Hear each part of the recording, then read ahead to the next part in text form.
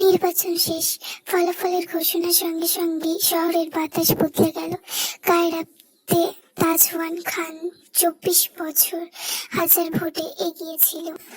অবশেষে সে বিজয়ী নির্বাচন হয়েছে।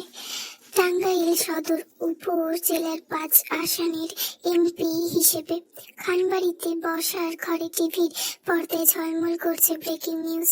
কায়রা আর কায়েসি পাশাপাশি সোফায় বসে দেখছিল, আর কায়েসির কোলে কায়ান বসেছিল। কায়রাতকে যতবার টিভির পর্দা দেখাচ্ছিল ততবারই কায়রা বাবা বলে লাফিয়ে উঠে খুশিতে।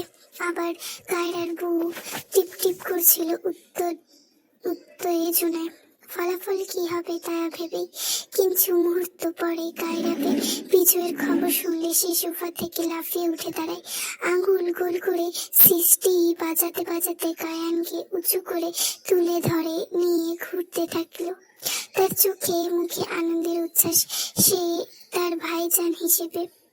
কিন্তু কায়েসি সুরভাব সুলভ নিরাপত্তা, তার মধ্যে কোনো হতিভম্বি নেই। একটা দীর্ঘশ্বাস ফেলে উঠে যেতে উদ্যত হতেই কায়রা খপ করে কায়েসির হাত ধরে ফেলল। আরে ভাবি, কোথায় যাচ্ছ? সেলিব্রেট করতে হবে তো নাকি? জানি এইসব তোমার ভালো লাগে না, কিন্তু আমার লাগবে।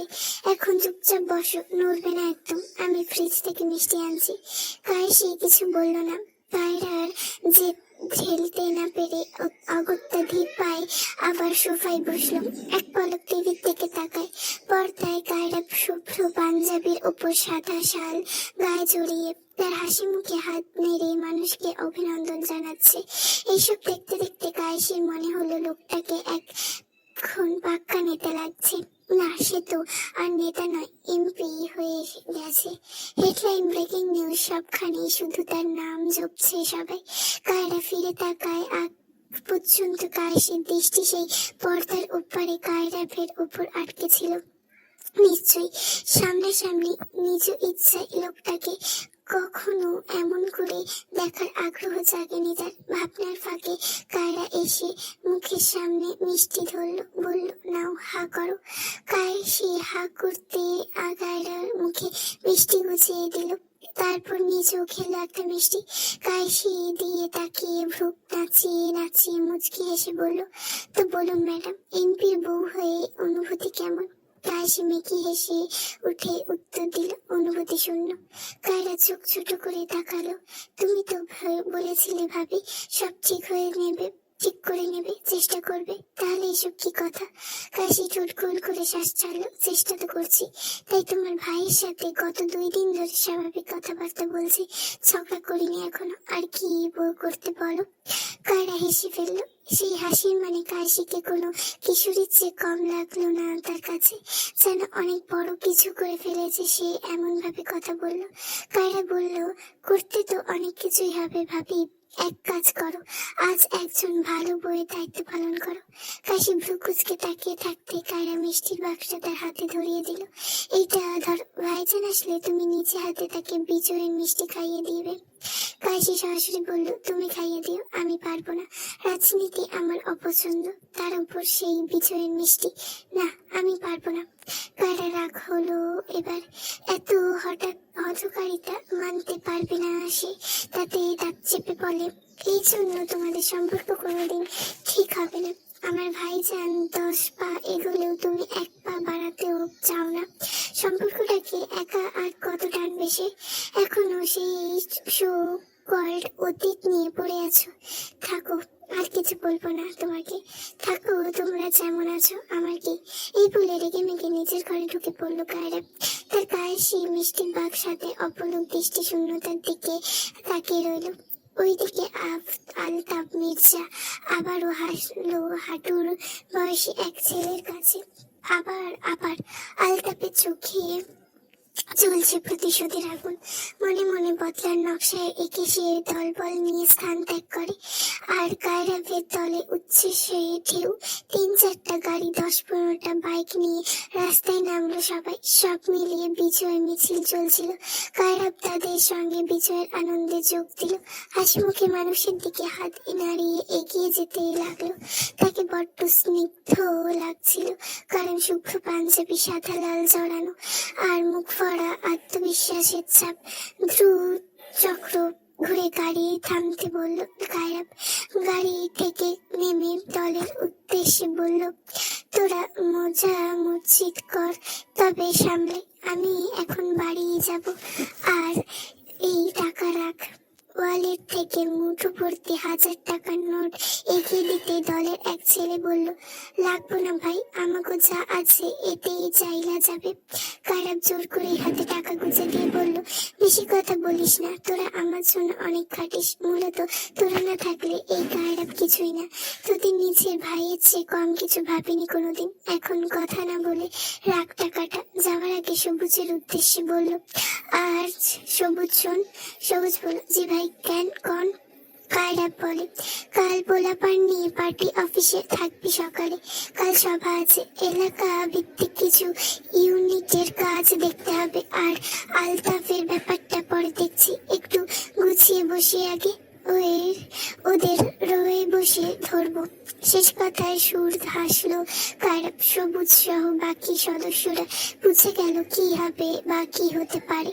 এরপর আর কেউ কোনো কথা বলল না। কায়রাপ নিজের গাড়িতে উঠে আর খান বাড়ির দিকে রওনা দিয়ে জয়ের উচ্ছ্বাস আর অদৃশ্যতার দুটোই বুকে নিল।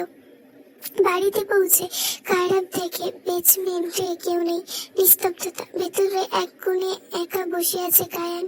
খেলনা গাড়িগুলোতে সারিবদ্ধ আর আপন মনে খেলছে সে, দিন দুনিয়া ভুলে। কায়রাপকে এক দেখা মাত্র কায়ান চোখ দুটো জল করে উঠলো। আর এক মুহূর্ত দেরি না করে কায়রাপ এগিয়ে গিয়ে ছেলেটাকে কোলে তুলে নিল। বাবার গলায় ছোট 2 হাত জড়িয়ে ধরে উচ্ছ্বাসিত কণ্ঠে কায়রান বলল উঠলো, বাবা, আজকে তুমি দেখছি টিভিতে। কায়রাপ আদর করে কায়ানের এলোমেলো চুলগুলো ঠিক করতে করতে হেসে বলল, তাই নাকি আব্বা? টিভিতে আমাকে দেখেছো? মাথা নেড়ে গর্বের সঙ্গে উত্তর দেয় কায়ান। কায়রাপ আস্তে স্বরে জানতে চাই, আপনার মা কোথায়? রান্না শেষ করে ঘরের লচ্ছি গেছে। কায়রাপ মৃদু হেসে ছেলের কপালে এক চুমু এঁকে দিয়ে বলল, তাহলে আমারও ঘরে যাই, চলুন। কায়রানকে কোলে নিয়ে সিঁড়ি বয়ে উপরে উঠে এলো কায়রাপ। ঘরে ঢুকে তার চোখে পড়লো কায়েসের ওপর বিছানায় এক পাশে হেলান দিয়ে বসে আছে সে। শরীরটা নির্বিচ্ছিন্ন, চোখ দুটি মেঝের দিকে স্থির। কায়রাপ কায়ানকে তার পাশে বসিয়ে দিল খেলনাগুলো দিয়ে। কায়রাপকে দেখা মাত্র কায়েসে উঠে দাঁড়ায়। টেবিলের উপর রাখা মিষ্টির বাক্স থেকে একটা মিষ্টি তুলে নিল হাতে। তারপর সেটি কায়রাপের মুখে দিয়ে বাড়িয়ে দিয়ে বলল, নিন আপনার বিজয়ের মিষ্টি। এটা না খাওয়ালে নাম হবে কায়রাপের ভাবই খারাপ। কায়রাপ সামান্য ভ্রু কুঁচকে দুষ্টু হেসে বলল, মিষ্টি মিশিয়েছো নাকি মিষ্টিতে? না মানে এত আদর করে খাওয়াচ্ছ তাই। কায়েসি চোখ তুলে তাকায়। ভালো কিছু করলেও যেন তার দোষ। তাই ভাইয়ের শয়তানিগুলো কারা কোনোদিন দেখবে না, দেখবে শুধু তার ভাবির খুদ, তার ভাবির দোষ। রাগ চাপা রাখতে না পেরে কটু স্বরে বলে উঠলো, হ্যাঁ মিশিয়েছে বেশি। কায়রাপ হেসে তৎক্ষণাৎ কায়েসের হাত থেকে মিষ্টিটা নিয়ে মুখে পুরে নিল। খাওয়া শেষে এক ঢোক পানি গলায় ঢেলে শান্ত স্বরে বলল, তুমি দিলে বিশ্ব আমি সাদরে গ্রহণ করবো কায়েসে, কিন্তু মরার আগ পর্যন্ত একটা চুমু চাই। কাশি হতবাক হয়ে তৎক্ষণাৎ পেছনে সরে যায় এমন কথায়, আর এক পলকও তাকিয়ে রইল তার দিকে। এসব কি কথা? এ কি নিছক হেয়ালি নাকি তার প্রতি অবজ্ঞা? অথচ সবার সামনে নিঃশর্ত ভালোবাসার কোনো প্রমাণের অভাব রাখে না সে। কায়রাপ কাশিকে আর কিছু না বলে কায়ানকে দিকে তাকিয়ে বলল, আপা মিষ্টি খাবে? একটা দিই। কায়ান মাথা নাড়িয়ে খেলতে খেলতে নিষ্পাপ কণ্ঠে বলল, না খেয়েছি, মা খাইয়ে দিচ্ছে। কায়রাপ মৃদু হেসে বলল, আচ্ছা। এরপর কায়রাপ ওয়াশরুমে চলে গেল ফ্রেশ হতে। কায়েসি সেখানেই দাঁড়িয়ে রইল চুপচাপ, তবে ভেতরে ভেতরে অস্থির হয়ে। বুকের ভেতর জমে থাকা অস্তিত্বটা আর সহ্য হচ্ছে না। আজ কিছু একটা স্তনিস্ত করতেই হবে। এই নীরবতা, হেয়ালি, এই অবক্ত ক্ষোভ, এইসব কিছু মিলিয়ে তার ভালো লাগছে না একদম। সবাই পেয়েছে রেখে তাকে, আজ কথা বললেই হবে। কায়রাপের সাথে সব বলবে সে। প্রীতিশা টিউশনি করে ফিরছিল, দুপুর গড়িয়ে বিকেল নামছে, রাস্তায় ধুলোয় ক্লান্তিতে আরো বাড়ছে। মাঝপথে উঁচু সিমেন্টের ঢিপির ওপর বসে পড়ল সে। হঠাৎ করে শরীরটা ক্লান্ত লাগছে, যেন কাঁধে অদৃশ্য বোঝার ভার।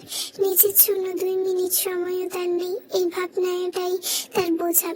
চুপচাপ বসে বসে ডান হাতটা তুলে ধরলো চোখের সামনে। হাতের তালুর মাঝে বারবার কাটা ক্ষতস্থান। কাল রাতে দা দিয়ে সবজি কাটার সময় হাত পিছলে গিয়ে একভাবে কেটেছে যে এখনো জ্বালা কমছে না। ব্যথা ঢেকে রাখতে একটা দীর্ঘশ্বাস ফেললো সে। ঠিক তখনই পাশ থেকে ভেসে এলো পরিচিত একটা গলার স্বর। এটা একা একা বইসা আছো কেন? প্রীতিশা মুখ তুলে তাকায়, কাবির এসেছে। মুহূর্তেই তার মুখের ভাবমূর্তি পাল্টে গেল। ক্লান্তি ঢেকে দিয়ে হালকা হাসি টেনে বলল, টিভি থেকে উঠে দাঁড়িয়ে হাসি মুখে বলল, কেমন আছো তুমি? ভালো। হাতে কি হয়েছে? ব্যান্ডেজ কেন? আবার কোন কাম করছো? কাবিরের চোখ হাতের দিকে পড়েছে প্রথমে। প্রীতিশা দ্রুত হাতটা আড়াল করে ফেলল।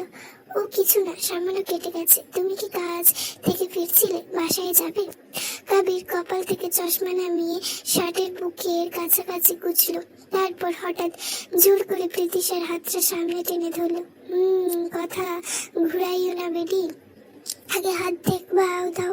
প্রীতিশা চোখ তুলে তাকায়। বড্ড মনোযোগ দিচ্ছিল কাবির প্রীতিশার হাতের দিকে তাকিয়ে। তা দেখে কি ভেবে যেন প্রীতিশা বলল, এই যে হাত ধরেছ, সেটা কোনো অধিকারী, খবরদার এড়াবে না কথাটা।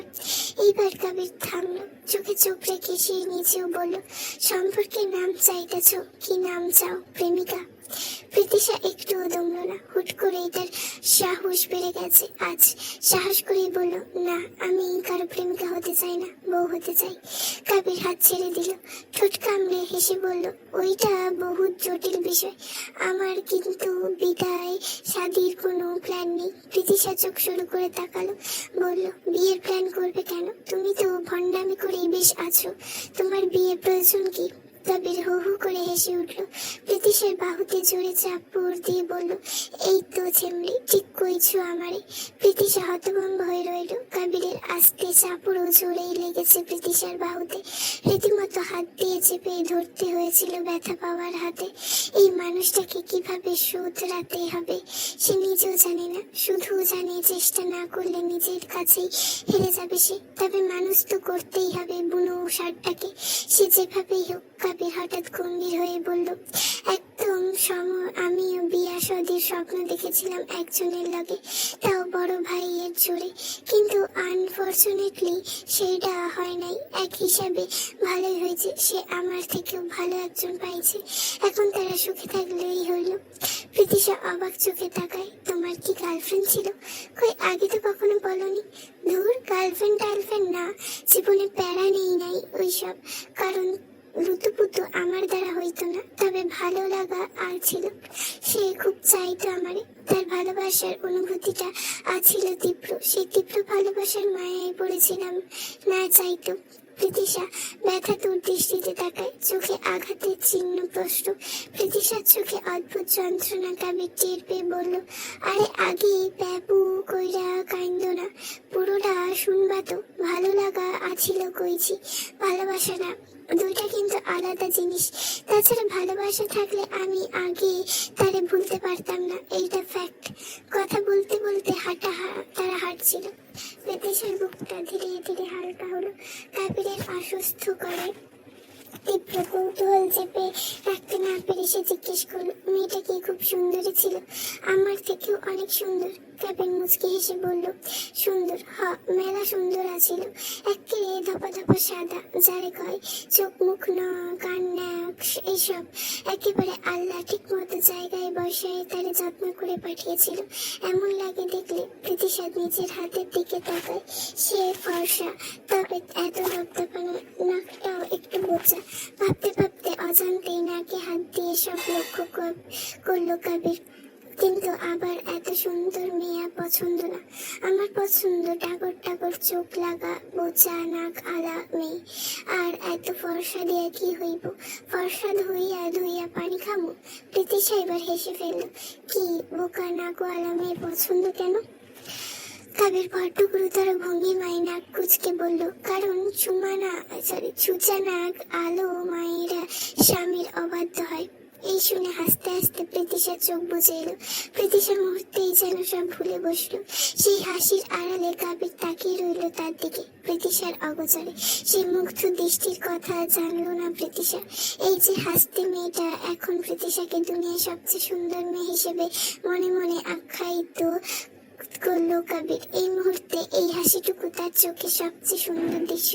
প্রীতিশা আর জানে না কাবিরের চোখে সে কেমন ছোট্ট গড়নের মেয়েটা চট করে যেন কাবিরের হৃদয়ে ছেড়ে ফুলে ঢুকে পড়লো।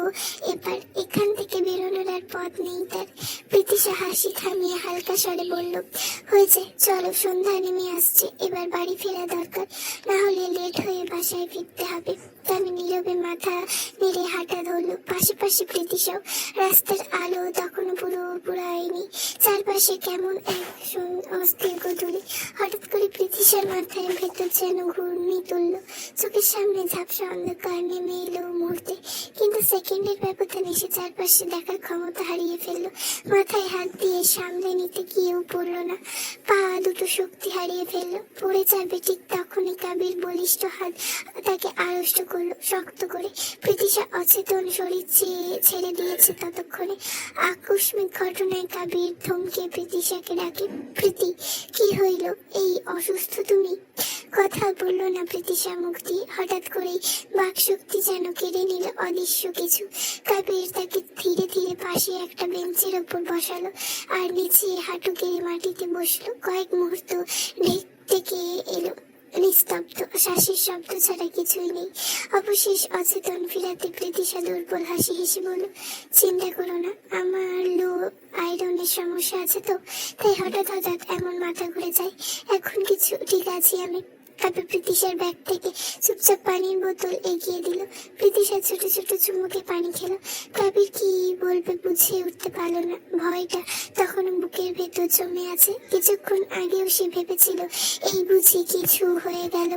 এখনো নিজের হৃদস্পন্দন কানে বাজছে তার। এক হাতে দাঁড়িয়ে অথচ শব্দহীন ভাবে সে শুধু প্রার্থনা করলো প্রীতিশা যেন সবসময় ঠিক থাকে, কারণ এখন সে একা নয়, তার সাথে কাবিরও জড়িয়ে গেছে। প্রণয় যুগল কথা বলতে বলতে চৌধুরী পাড়া শুরু করে মুখে এসে থামে। গলিতে পেরিয়ে বামে ঘুরে দুই বাড়ি পরেই প্রীতিশাদের বাসা। চারপাশে সন্ধ্যার আধার ধীরে ধীরে নেমে এসেছে। আকাশের রং বদলাতে শুরু করেছে। সূর্য ঢলে গাঢ় লাল হচ্ছে চারপাশের আকাশ। প্রীতিশা কাবিরের দিকে তাকিয়ে মৃদু হেসে বলে, দেখছো, সন্ধ্যা হয়ে গেছে, এবার যাই, বাই বাই। কাবির শুধু মাথা নাড়ায়। ঠোঁটের কোণে সামান্য হাসি দেখা যাচ্ছে, তবে দূর থেকে তা বোঝা যাবে না। প্রীতিশার বাড়ির পথে হাঁটা ধরলে পুরোপুরি চোখের আড়াল না হওয়া পর্যন্ত কাবির সেখানে দাঁড়িয়ে থাকে। প্রীতিশার বাড়ির দিকে যাওয়ার পথে একটা চায়ের দোকান পড়ে। সন্ধ্যা নামলে সেখানে বখাটে ছেলে পয়লেদের ভিড় জমে। হাসি ঠাট্টা আর অযথা শব্দে ভরা এক অস্বস্তিকর আড্ডা তাদের। প্রীতিশা এসব খেয়াল না করে ফোন হাতে সোজা এগোচ্ছিল। মূলত সে ফোনে তার ভাইয়ের মেসেজ দেখছিল। ঠিক তখনই আড্ডার ভেতর থেকে একজন উঠে এসে তার সামনে দাঁড়ায়। হঠাৎ পথ আটকে যাওয়ায় প্রীতিশা চমকে দুই কদম পিছিয়ে যায়। বিরক্ত আর অসম্মিত ছাপ স্পষ্ট চোখে সে আশেপাশে তাকিয়ে দেখে পরিচিত কিছু মুখকে। হ্যাঁ, এরাই সেদিন প্রীতিশাকে বিরক্ত করতে গিয়ে কাবিরের হাতে মার খেয়েছিল। তবে আজ সামনে দাঁড়িয়ে থাকা ছেলেটা নতুন। প্রীতিশা অতি বিরক্তিকর চোখে তাকিয়ে দেখে হ্যাংলা পোলা পাতলা ছেলেটার দিকে। ছেলেটার হাতে জ্বলন্ত সিগারেট উন্মাদের মতন টানতে টানতে ধোঁয়া ছাড়ছে। গন্ধ নাকে আসতে প্রীতিশার গা গুলিয়ে ওঠে। রাগে মুখ খুলে কিছু বলতে যাবে, ঠিক সেই মুহূর্তে পাশের বেঞ্চে বসে থাকা আরেকজন ছেলে চেঁচিয়ে ওঠে বলে, ওই রকি, ওই মেয়েটারে ছাইড়া দে, ঝামেলা করিস না বাপ, ল্যাম্পপোস্টের সামনে কেডা খায়রা আছে দেখ। এর আগে কাবির আমার গোসেই কেলাই ছিঁড়ে এই মাইয়ার জন্য। রকি নামের ছেলেটা কথাটা শুনে সঙ্গে সঙ্গে প্রীতিশার পেছনে তাকায়। লক্ষ্য করে ল্যাম্পপোস্টের পাশে হেলান দিয়ে দাঁড়িয়ে আছে কাবির। কালো হুডি পরা, মাথায় টুপি দেওয়া, হুডির পকেটে গোজা দুই হাত, ঠোঁটে একরকম রহস্যময় হাসি। কাবির আলতো করে হাত নাড়িয়ে হাই জানায় রকি উদ্দেশ্যে। এর মনে কবির সবটাই লক্ষ্য করেছে এতক্ষণ। রকির বুকের ভেতর কেমন যেন ধকধক করে ওঠে। বুকের ভেতর এরকম ভয় শীতল স্রোত বয়ে যায়।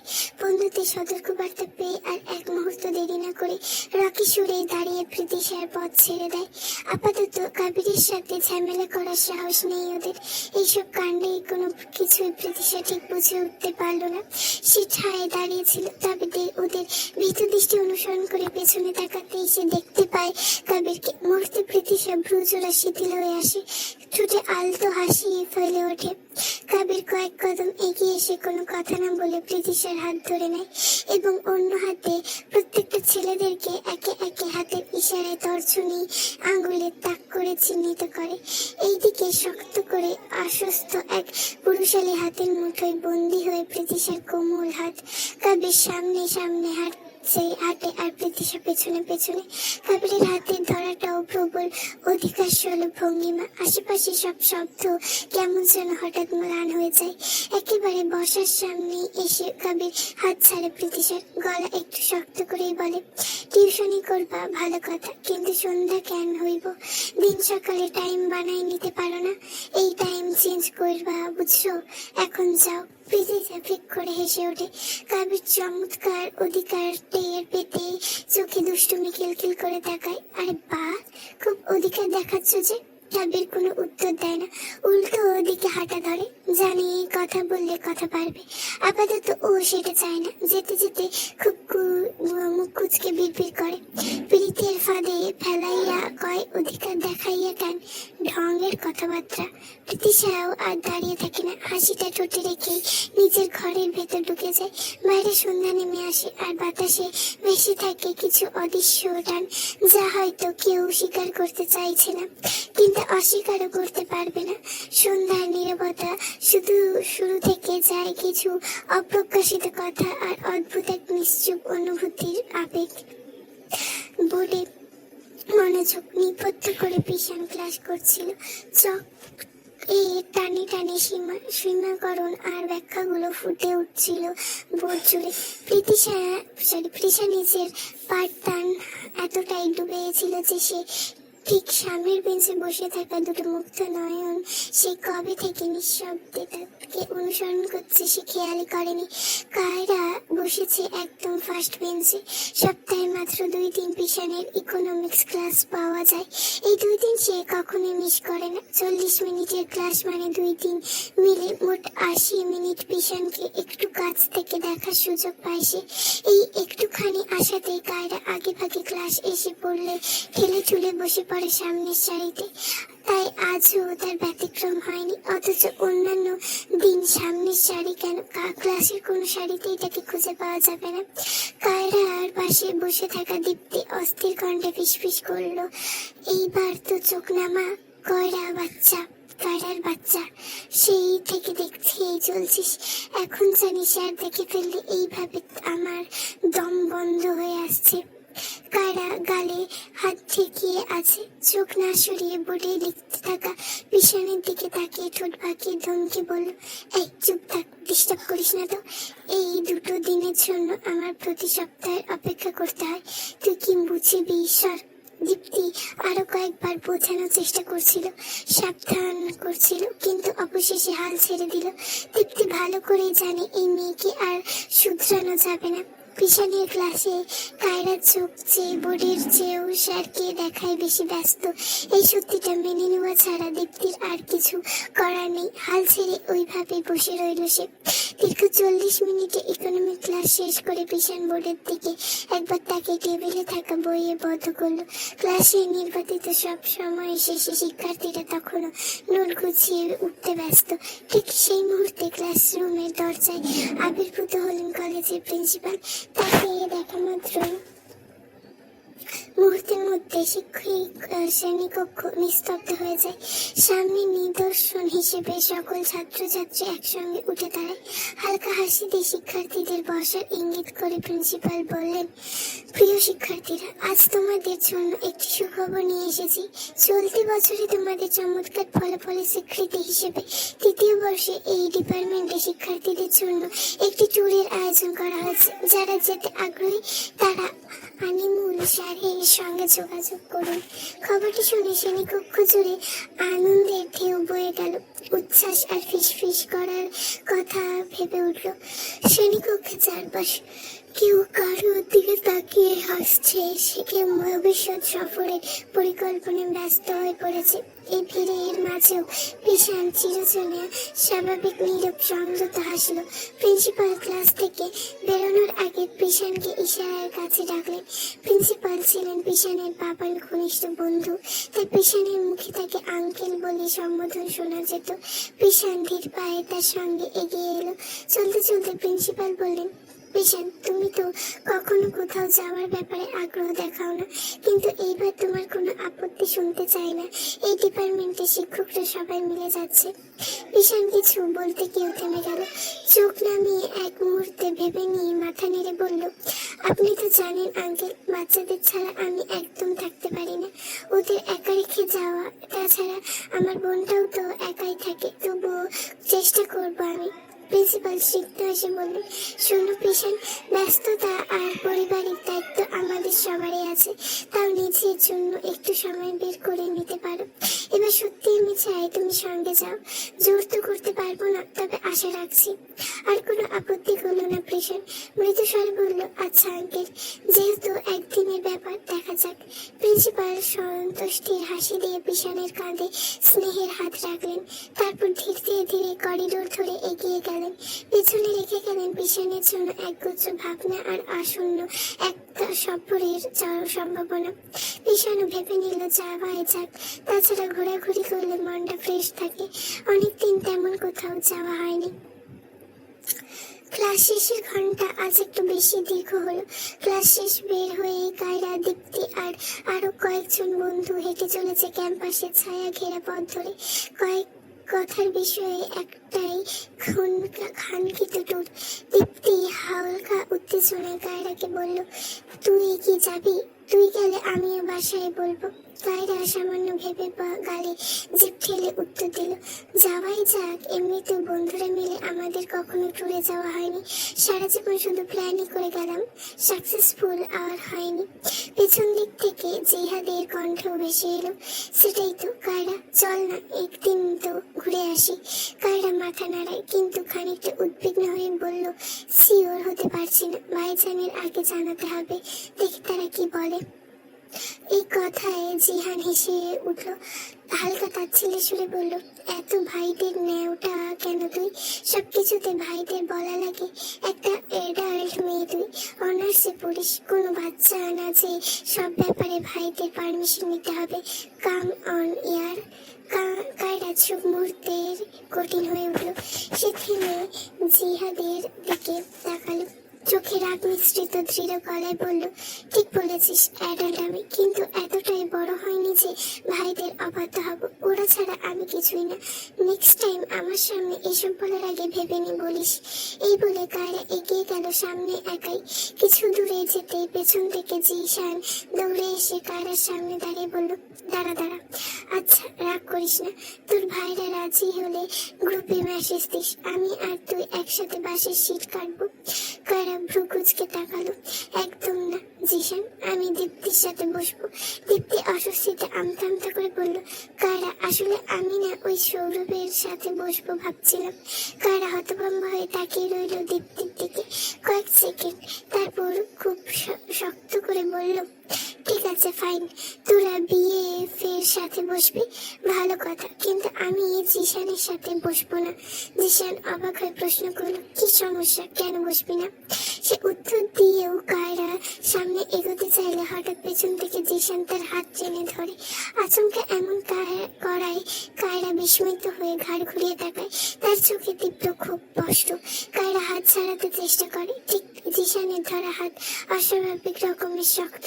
জিশানের কণ্ঠে একরকম উন্মাদনা, কেন এমন করছিস আমার সাথে? Kaira, I will love you. না, কেন বুঝিস না? এই মুহূর্তে কায়রার ভেতরটা তীব্র বেগে জ্বলে উঠল। ঠিক এই কারণে সে জিশানকে দূরে রাখতে চায়। উপেক্ষা করে চলে জিশানকে দাঁতে দাঁত চেপে বলল, হাত ছাড় জিশান, মাথা গরম করিস না, হাত ছাড়। দীপ্তি নিজেও এমন কাণ্ডে ভড়কে গেছে। আতঙ্কিত গলায় বলল, কি করছিস জিশান, ছেড়ে দে ওকে। জিহাদ এগিয়ে এসে বলল, পাগল হয়ে গেছি, ক্যাম্পাসে সবাই দেখছে, বসে কথা বল, ওরা হাত ছাড়। কিন্তু জিশানের চোখে তখন কোনো সংযোগ নেই। কেমন একটা বিকারগ্রস্ত লাগছে তাকে। কায়রা এসবে তাকে অবহেলা করে চলেছে। আজও সেই রকম হওয়ায় জিশানের ধৈর্য যুক্তি ঘটছে যেন। তাই লাগাম ছাড়া হয়ে বলে, দেখুক, আই ডোন্ট কেয়ার, আমাদের মাঝে তোরা কেউ আসবে না। কারা কেন আমাকে ইগনোর করে সেই সময় আজ বলতেই হবে। আমার কি কমতি আছে? আমি তো ওকে পাগলের মতো ভালোবাসি। বোঝে না কেন ও? কিসের ভালোবাসা? তুই শুধুমাত্র আমার বন্ধু ছিলি, আজকের পর তো সেটাও থাকবে না। ছাড় আমায়। বাট এমন কথা কায়রার ধরা হাতে জিশান আরো জোরে বাড়ায়। কায়রা ছটফট করে হাত ছাড়ানোর চেষ্টা করে। এমন স্পর্শ তার গা শিউরে ওঠে, বুকের ভেতর জমে ওঠে অসহ্য অস্বস্তি। চোখে তখন শুধু একটা অনুভূতি, নিজেকে রক্ষা করার তাগিদ। ভালোবাসা কখনো এমন জোর করে হতে পারে না। কোনো মানুষকে কষ্ট দিয়ে এটা নয়। পরিস্থিতি ক্রমে জটিল হচ্ছিল। হঠাৎ কোথা থেকে যেন ব্যাঘ্র ধাবার নেই এক প্রচন্ড চাপেরটা ঘাট এসে পড়লো জিশানের গালে। আকস্মিক আঘাতে তীব্রতায় সে কয়েক সেন্টিমিটার দূরে ছিটকে গেল। এমন কাণ্ডে কায়রাও হতো বিহ্বল হয়ে গেল, কিন্তু সেকেন্ডের মধ্যে সে স্তব্ধ চোখে তাকিয়ে থাকে পিছনের দিকে। এইদিকে বিস্ময় আর যন্ত্রণায় গালায় হাত দিয়ে জিশান চোখ মুখে তাকালিয়ে দেখলো সামনে দাঁড়িয়ে ছিল পিশান স্যার। ঠোঁটের কোণে একপাশে বাঁকা হাসি টেনে পিশান ধীরে পায়ে এগিয়ে এলো। জিশানের কলারটা ঠিক করে দিতে দিতে কঠিন শান্ত কণ্ঠে বলল, when a woman says no, that means no. You stop right there. এরপরে ছেলেদের আর কোনো ব্যাখ্যা বা দ্বিতীয় কোনো কথা বলার অধিকার থাকে না। সে ভালোবাসার প্রস্তাবক কিংবা অন্য কিছু। আশা করি ক্লাসের বাইরে দেওয়া আমার এই লেকচারটা তোর কাজে লাগবে, সাথে এই মাঠটাও। মুহূর্তের মধ্যে ঘটনাস্থল ভিড়ে সমুদ্রে পরিণত হলো। ছাত্রীদের কৌতূহল ও উত্তেজনা চোখে চোখ রেখে সবকিছু দেখছে, যেন সার্কাস হচ্ছে। এইদিকে কায়রা পিছনের দিকে তাকিয়ে আছে কৃতজ্ঞতার চোখে। কায়রার মনে হলো কোথা থেকে একজন দেবদূত বাস্তবে উপস্থিত হয়েছে তার সামনে। অন্যদিকে জিহাদ আর দীপ্তি ভয় স্তব্ধ। সাধারণ একটা ইস্যু নিয়ে এত বড় তোলপাড় হয়ে যাবে তারা ভাবতেও পারেনি। আশেপাশে ছড়ানো ছাত্রছাত্রীদের ভিড় থেকে জিশান নিজের প্রতি অপমানের বোধ হয়। সব এই পেশানে স্যারের জন্য। অন্তরে খুব জমতে থাকে তাকে নিয়ে, কিন্তু জিশান তা দমিয়ে রাখে। প্রতিরোধ পড়িয়ে দেবে ভেবে ভিড় থেকে ঠেলে সেই স্থান থেকে সে চলে যায়। পিশান দেখে ইতিমধ্যে ছাত্রছাত্রীদের ভিড় জমেছে, তাই ভিড় থাকা সবার উদ্দেশ্যে ধমকে দিয়ে বলে, সার্কাস হচ্ছিল না এখানে, এখন সবাই যেখানে যাচ্ছিল সেখানে ফিরে যাও ফার্স্ট। মুহূর্তের মধ্যে ভিড় ছড়িয়ে পড়লো। সেখানে সব অবস্থান করলো শুধু জিহাদ, দীপ্তি, কায়রা আর পিশান। কিছুক্ষণ পর জিহাদ আর দীপ্তিও সরে যায় সেই জায়গা থেকে। পিশান চোখ নামিয়ে কায়রার কবজিতে চলে যায়। জায়গাটা হালকা লাল হয়ে আছে।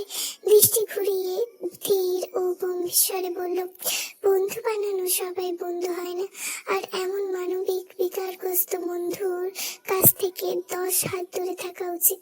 কায়রা অপ্রষ্ঠী বন্ধু শুধু বলল, ধন্যবাদ স্যার।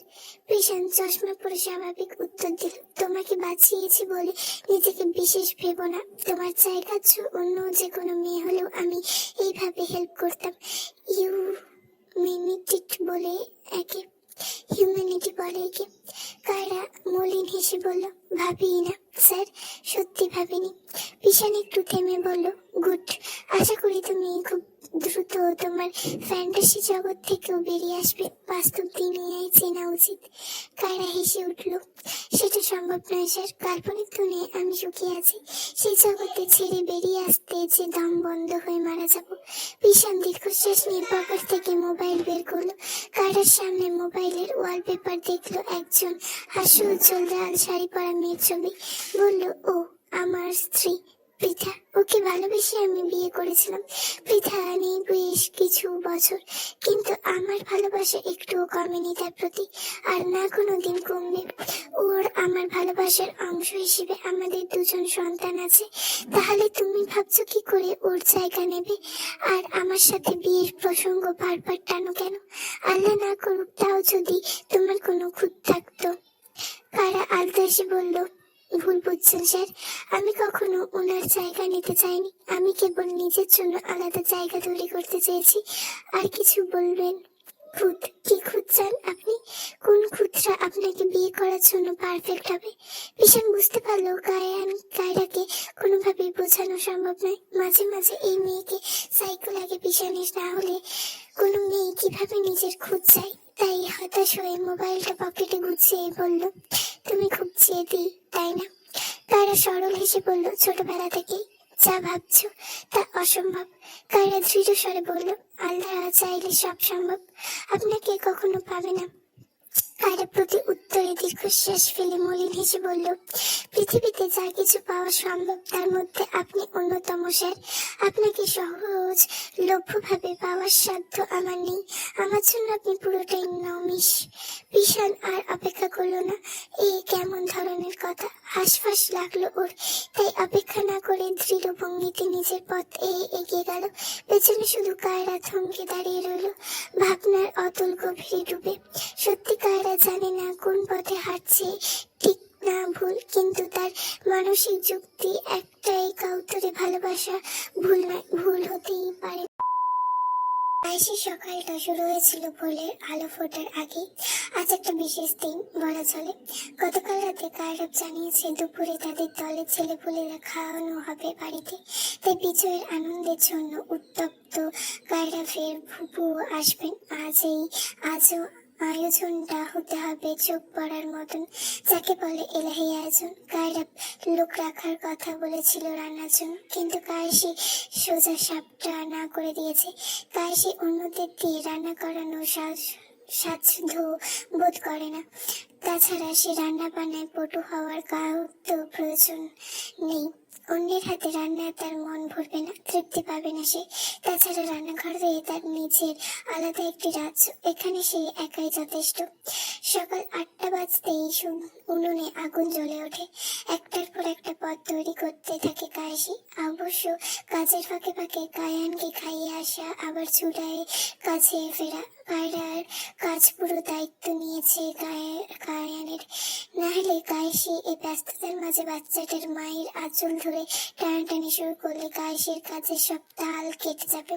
কায়েসি ইতিমধ্যে শিব কাবাব, চিকেন রোজেলা, চিংড়ির মালাইকারি, বেগুনি ভাজা, আলুর চপ, ছোলার ডাল, মাসির মাংস, রুই মাছের তরকারি রান্না শেষ করেছে। একে একে কখন যে এতগুলো পদ শেষ হয়ে গেল টেরই পায়নি কায়েসি। ঘড়িতে যখন 11:30, দুপুর 1টা আগেই সব গুছিয়ে ফেলেছে এসব, তাতে বাকি মাত্র 2-3টে আইটেম। এখন সে দুটো ডেজার্ট আইটেম বানাবে, গুঁড়ো জামুন আর সিমড়ি। এইসব ঘরোয়া রান্না হলেও সুস্বাদু। সবশেষে বাসমতি পোলাও রান্না বাকি, ওটা গরম গরম পরিবেশনের জন্য সে শেষে রান্না করবে। আজ কায়রা পার্টি অফিসে যায়নি, তাছাড়া বিশেষ কোনো কাজও ছিল না। থাকলেও সহকারীদের দায়িত্ব দিয়ে রেখেছে সে, সবটা সামলে নেবে। সকালে কায়রা পুরোটা সময় দিচ্ছিল কায়ানকে। বাবা ছেলে নিজের ঘরে খুনসুটির ব্যস্ত ছিল, কিন্তু 11:30 বাজার সঙ্গে সঙ্গে কায়রাবের মনটা কেমন অস্থির হয়ে উঠল বউয়ের চিন্তায়। তাই ভাবা মাত্র পা চলে যায় রান্নাঘরের দিকে। রান্নাঘরের দরজার সামনে যেতে কায়রা পর্যবেক্ষণ করে তার বউ ঝড়ের গতিতে কাজ করে চলেছে। মাঝে মাঝে আবার দেয়াল ঘড়ি চোখ বুলিয়ে নিচ্ছে। টেবিলের ওপর বিভিন্ন আইটেম সাজানো রয়েছে। বাহ, নিখুঁত কাজ এবং নিখুঁত সময়ের জ্ঞান। মনে মনে বইয়ের খুব রকম প্রশংসা করলো কায়রা। পরক্ষণে এগিয়ে এসে রান্নাঘরের কিচেনে কাউন্টারে বসে থাকা খাকারি দিয়ে বলল, আমি কি কোনোভাবে সাহায্য করতে পারি? কাশি ভ্রুকুচকে তাকায়, মনে মনে ভাবে ইনি আবার এখানে এলো কেন। মনের ভাবনা মনে রেখেই চুলায় হাঁড়ি বসাতে বলে, না, আমার কোনো সাহায্য লাগবে না, আপনি প্লিজ আপনার জনগণের সেবা করুন গিয়ে। কায়রা মুচকি হাসে, তুমি কি জনগণের মধ্যে পড়ো না? আর তাছাড়া বউয়ের সেবা করা স্বামীর জন্য অত্যন্ত গুরুত্বপূর্ণ একটি কাজ। এতে ঘরের শান্তি, স্বামীদের জন্য অন্তত গুরুত্বপূর্ণ একটি কাজ। এতে ঘরের শান্তি বজায় থাকে, স্বামী স্ত্রীর মধ্যে মিল মহব্বত বাড়ে। কাশি ভ্রু কুচকে নেয়, অবাক ভঙ্গিমায়, তবু কাজ থামায় না, কেবল জিজ্ঞেস করে, আমাদের মিল মহব্বত? যাই হোক, আপনি আর আপনার যুক্তি, তা এটা কোন সংবিধানে লেখা আছে? কারণ আলতো স্বরে বলে, আছে হয়তো কোনো সংবিধানে। এইসব বাদ দাও, এবার বলো কিছু করে দেই আমি। একটু ভেবে কাশি ইশারা করে বলে, ওই তাকে কাচের প্লেট সাজানো আছে, যেখানে থেকে দুটো প্লেট এনে দিন, ওই যে নকশা করাগুলো। কায়রা বিনা বাক্যে তাই করে। আজকাল কাশির মাঝে অনেক পরিবর্তন লক্ষ্য করেছে কায়রা। তার কথায় তিক্ততা কমে আসছে, কথায় কথায় এখন তার ঘৃণা করে না। আগের মতো তেলে জল পড়ার ন্যায় ছ্যাক করে ওঠে না। ভারী আশ্চর্যজনক ব্যাপার। ভাবতে ভাবতে দুটো নকশা করা কাঁচের প্লেট এনে দিল। কাশি প্লেট দুটো হাতে নিয়ে ছানা নামিয়ে রাখে, তাই কায়রাকে চোখ পড়ে। কাশির সামনে চুলগুলো বারবার চলে আসছে, রবার ব্যান্ড ঢিলে হয়ে যাওয়ায় চুলের মাঝখানে আটকে আছে। সিল্ক চুল হওয়ায় দুই পাক বরাবর ব্যাগ থাকতে চায় না। এদিকে কাশি নিজের হাত তখন ব্যস্ত ছানায় মাখার সময় চুলগুলো বেচার বিরক্ত হয়েছে, সরানোর ফুসফুস পাচ্ছে না। তাই কায়রা উঠে গিয়ে একটা ঝটকায় রবারের ব্যান্ড সম্পূর্ণ খুলে ফেলে।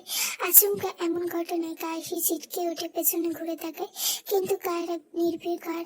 সে কাশি আবার সামনে ঘুরিয়ে দিয়ে 3 পাক করে চুল বেঁধে দেয়। এবার বেশ শক্ত করেই বাঁধুন। কাশি আজ কিছু বলল না, শুধু হঠাৎ এমন করার একটু চমকে গিয়েছিল। পরপর নির্বাক ভাবে আবার কাছে মন দিল সে। এবার কায়রা দেওয়ালে ঘেঁষে দাঁড়িয়ে বুকের সামনে 2 হাত ভাঁজ করে তাকিয়ে দেখতে থাকে সামনে থাকা রান্না বান্নায় ব্যস্ত লবণময়ী রূপ রমণীর পানে। একেবারে পাক্কা গিন্নির মতন সব সামলাচ্ছে সে। খয়েরি শাড়িতে কাশিকে আজ অদ্ভুত সুন্দর লাগছে। কায়রা বউ লাগছে, আর কায়ানের মা লাগছে। বিয়ের পর কাশি শাড়ি ছাড়া অন্য কিছু পরে না। প্রতিদিন ভিন্ন ভিন্ন রঙের শাড়ি কিতে বউ দেখার মধ্যে কায়রা এক ধরনের সুখ খুঁজে পায়। তবু হঠাৎ করে মন পড়ে যায় বিয়ের আগের কাশিকে। তখন সে 3 পিস পরতো, মাথায় ওড়না দিয়ে। সেই মুহূর্ত, সেই স্মৃতি, কায়রাবের মনটা আচমকা পিছলে যায় অতীতের দিকে। অতীত আজ থেকে ঠিক 5 বছর আগের কথা। তখন তপ্ত ধ্রুব সূর্য প্রায় আগুন ঢেলে দিচ্ছিল। শহরের পিচঢালা রাস্তায় রাজনীতি সমাবেশ ঘিরে বিশাল মিছিল নেমেছে। কায়রাবে ছেলেপেলেরা গলা ফাটিয়ে নিজেদের নেতার গুণগান গাইছে। ফিরোজ চেঁচিয়ে স্লোগান দিচ্ছে। মাইকের বিকট শব্দে চারপাশ ভারী হয়ে উঠেছে। ফিরোজ গলা ফাটিয়ে বিভিন্ন স্লোগান দিচ্ছে, আর বাকিরা ফিরোজের সাথে দ্বিতীয় লাইনে তাল মিলাচ্ছে। রক্ত যদি করা হয়, কায়রা ভাইয়ের হয় জয়। ভোট দিমু কারে, কায়রা তাজওয়ান খান রে। জনতার শক্তি এক নাম, কায়রা তাজওয়ান খান। মিছিলের মাঝে ভিন্ন গাড়ি, বাইকের মাঝে একটি জিপের উপর দাঁড়িয়ে কায়রা তাজওয়ান খান। তখন সে 27 বছরের তাকড়া এক যুবক, বলিষ্ঠ শরীর, শুভ্র কুর্তা পরনে। তার চোখে প্রবল আত্মবিশ্বাস। হাত ছেড়ে জনগণকে অভিনন্দন জানাচ্ছে সে। তার পাশে কয়েকজন ছেলে পেলে মাইকে কথা বলছে, কাজ বেলাচ্ছে, ভোট ছাড়ছে। কিন্তু এই প্রচারের মাসুল দিচ্ছিল সাধারণ মানুষ। মিছিলের কারণে রাস্তা পুরোপুরি বন্ধ, গাড়ির পর গাড়ি আটকে আছে, লম্বা এক লাইন, হর্ন বাইকের শব্দে বাতাস ভারী হয়ে উঠেছে। ঠিক তখনই বিট্রেলের সামনে এগিয়ে এলো একটি রমণী। সে এসে দাঁড়ায় জিপের সামনে, একটি গাড়ির সামনে। চোখ বিরক্ত থাকলেও তা লুকিয়ে নেয়। সামনে দাঁড়িয়ে থাকা সবুজের দিকে তাকে কণ্ঠে চাপা হারাতুরু নিয়ে বলে, ভাইয়া, এখান থেকে আপনাদের গাড়ি সরিয়ে রাস্তাটা ক্লিয়ার করুন প্লিজ। আপনাদের জন্য পেছনে যাওয়া সাধারণ মানুষ ভোগান্বিত করছে। একটা গাড়ি সামনে এগোতে পারছে না। পাশে জিপের উপর থাকা কায়রাব কিছুই টের পেল না। মাইকের শব্দে তার কান ঝাঁঝরা হয়ে যাচ্ছে। চোখ ছিল মানুষের ভিড়। সে জনগণের প্রতি নিবদ্ধ হয়েছিল। সবুজ ঠোঁট বাঁকিয়ে তাকালো মেয়েটার দিকে, বলল, আরে আপা, আপনি কি আমাকে চেনেন না? আমরা কিন্তু কায়রাব ভাইয়ের পোলাপান। এখন ভোটের প্রচার চলতেছে, গাড়ি সরাইতে পারুম না। রমণীর চোখে উদ্বেগ জমাট বাঁধে। এমনিতে পরীক্ষা দিতে যেতে দেরি হচ্ছে, আর এরা বলছে পারবে না। বুকের ভেতর অস্থিরতা জমে ওঠে। তবু শেষবারের মতো ধৈর্য ধরে সে বলল, ভাইয়া, আজ আমার পরীক্ষা, হাতে একদম সময় নেই, মাত্র 10 মিনিট হাতে আছে।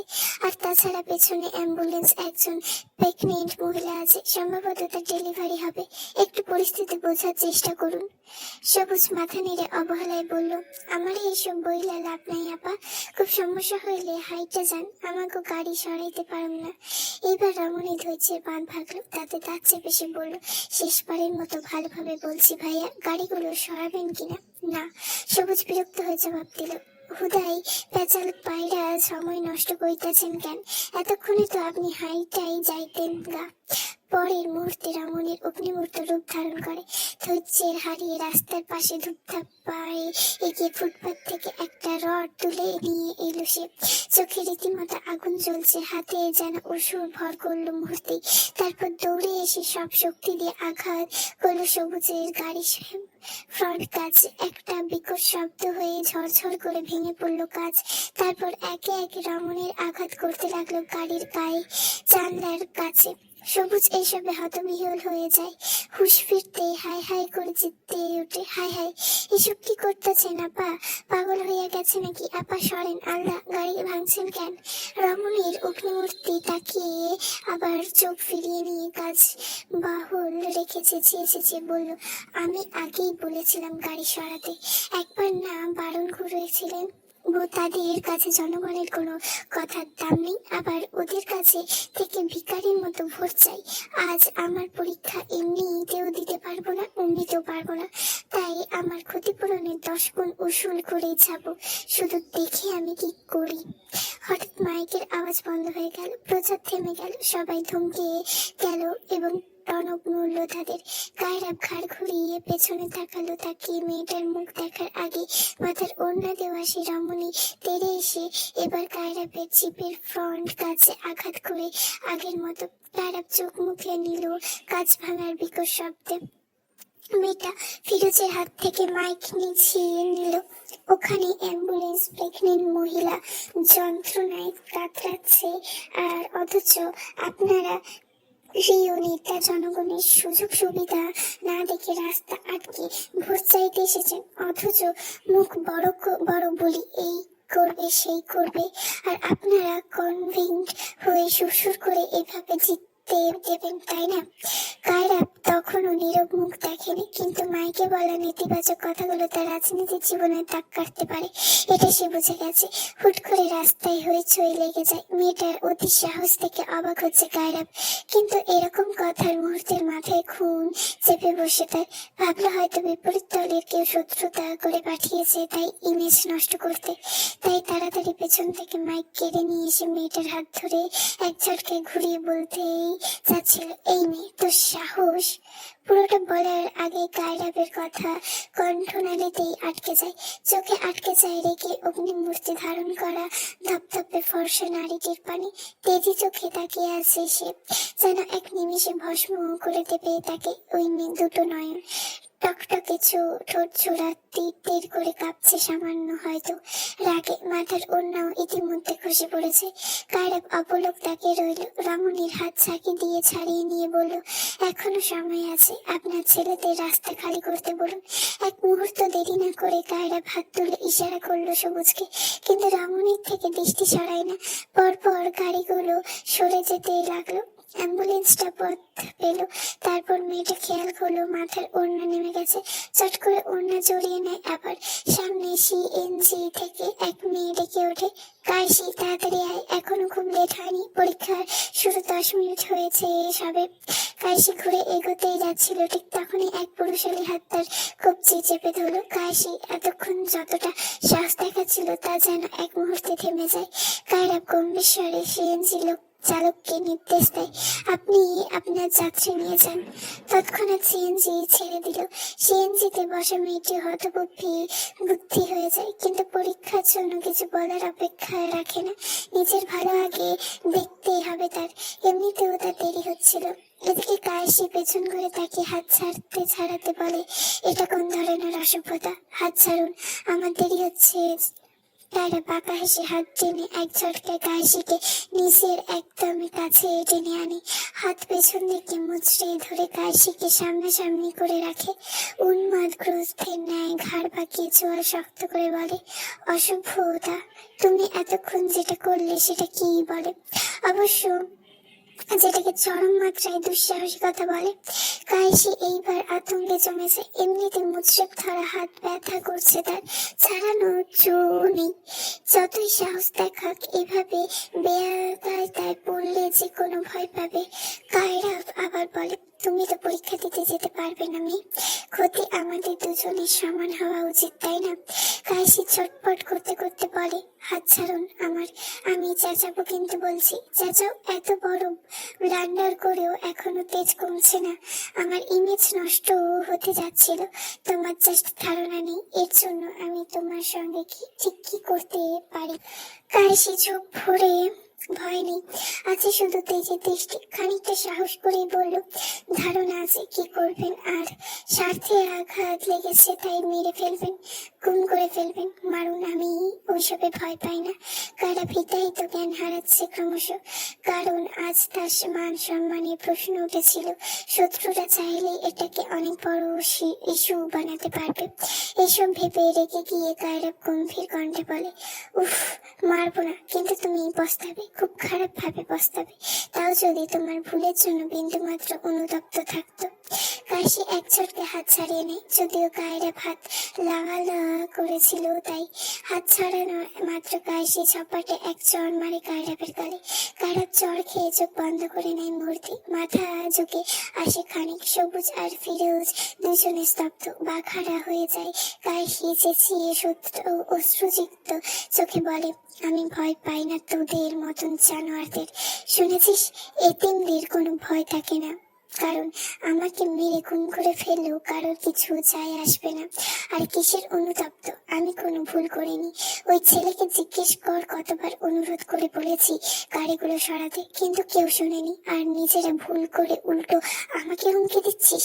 প্রতিশোধ নিতে বড় জোর খুন করবি তো করিস, এমন খুন করা তোদের পা হাতের খেল। আমি জানি আমারও নিজের জীবনের প্রতি কোনো মায়া নেই, আমিও আর কোনো কিছুতে ভয় পাই না। কায়রাপ চুপচাপ ঘাড় বাঁকিয়ে মুখ মনোযোগ দিয়ে শুনল। চলেইছে কাশির কথা, মুখের অভিব্যক্তি দেখে বোঝা যাচ্ছে না তার রাগ না অন্য কিছু। বেশ, কায়রাপ শুধু তীক্ষ্ণ চোখে নজর বুলিয়ে প্রতিটি কথা শুনছে কাশির।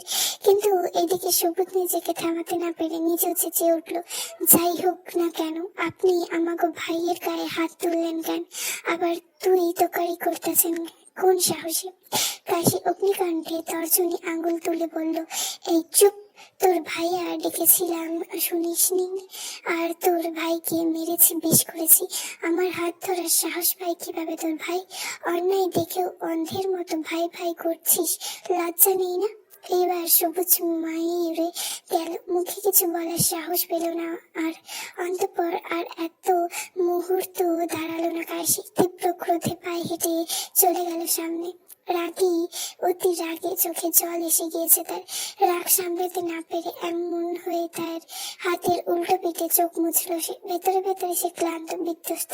তার নিজের জীবনে ভয় কখনো ছিল না, থাকবেও না কেন? তার তো কেউ নেই, সে অনাথ।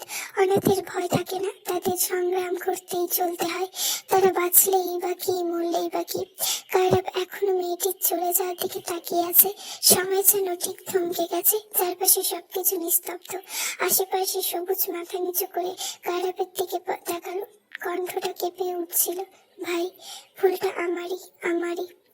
কায়রাব হাত উঁচু করে থামিয়ে দেয় তাকে। তার চোখে কোনো রাগ নেই, কেবল অটল শীতলতা, ভয়ঙ্কর রকমের শীতলতা। একটা অদ্ভুত হাসি ঠোঁটে দেখা গেল। তারপর সে ফিরোজের দিকে তাকিয়ে বলল, ওই মেয়ের সব ডিটেলস চাই আমার, কোথায় থাকে, কি করে, এভরিথিং। ফিরোজ মাথা নেড়ে বলল, সম্ভবত আমাদের এলাকার। আমি খবর নিয়ে আমারও বিস্তারিত জানাবো ভাই। কায়রাব যাওয়ার আগে জিপ আর ভাঙা গাড়ি দুটোকে ইশারা করে সবুজকে দেখিয়ে বলে, এই দুটোকে সার্ভিসিং এ পাঠিয়ে দে, বিকেলে কথা হবে। কায়রাব চলে যাচ্ছিল, পরপর থেমে পেছনে ঘুরে ফিরোজকে জিজ্ঞেস করলো, আচ্ছা একটা কথা বলতো ফিরোজ, তুই যে মেয়েটার সঙ্গে প্রেম করিস, তার প্রেমে পড়েছিলে কিভাবে? মানে মানুষ কখন বোঝে সে প্রেমে পড়েছে? সবুজ ভরকে গিয়ে বলে, হুট করে এই সিরিয়াস টাইমে এসব কি প্রেম পীড়িতের কথা কইতাছে ভাই? সবুজ কথায় ওদের দুজনের কেউ পাত্তা দিল না, কারণ সবুজ ছেলে মানুষই করে চলে। তবে ফিরোজ সব বিষয়ে বেশ বিচক্ষণ। ফিরোজ নিজেও হঠাৎ কায়রাবের এমন প্রশ্নে থমকে গিয়েছিল। এমন কথায় তার চোখে অদ্ভুত প্রশ্ন জাগলেও থামিয়ে রাখলো নিজেকে। কায়রাবের কথায় প্রতি উত্তরে ফিরোজ শুধু বলল, প্রেম তো কোনো একটা এক্সটেন্ট কারণ দেখা হয় না ভাই, কারণ অকারণে যে কোনোভাবেই হতে পারে। অবশ্য আমি প্রেমে পড়েছিলাম আমার প্রেমিকের লম্বা চুল দেখে। কায়রাব নিজ ভাবনায় আনমনে বিড়বিড় করে বলল, আর আমি বোধহয় থাপ্পড় খেয়ে। যদিও কায়রাব ধীর গলায় বলেছিল, কিন্তু সবুজ আর ফিরোজ দুজনেই শুনতে পেয়ে চোখ বড় বড় করে তাকালো। তবে তারা চুপ থাকলো, অবাক হয়েও একটা শব্দ বের করলো না মুখ থেকে। কায়রাব চলে যাওয়ার পর সবুজ ফিরোজকে বলল, ভাই কি কইলো এটা? ভাই কি তাহলে ওই থ্যাপড়া খাবার প্রেমে পড়েছে? ফিরোজ অদ্ভুত ভাবে মুচকি হেসে বলল, মনে তো হচ্ছে তাই, তাও দেখা যাক সময় কি বলে। তোর থ্যাপড়া আপা আমার ভাবি না হয়ে যায়। সবুজ মাথায় হাত রেখে অসহায় ভঙ্গিমায় বলল, তাইলে কাম সাইরে রে, ভাইয়ের হাড় মাস একেবারে জ্বালাইয়া খাবো। এই যে রং দেখাইলো নিজের। যদি ভালো লেগে থাকে তাহলে like, comment, share and subscribe. যদি কোনো ভুল ত্রুটি হয় ক্ষমাশূন্য দৃষ্টিতে দেখবেন, আর ভুল হলে সেটা আমাকে একটু ধরিয়ে দেওয়ার চেষ্টা করবেন। আর like, comment, share and subscribe please. তোমাদের এইটুকুনি ভালোবাসাই আমার দরকার।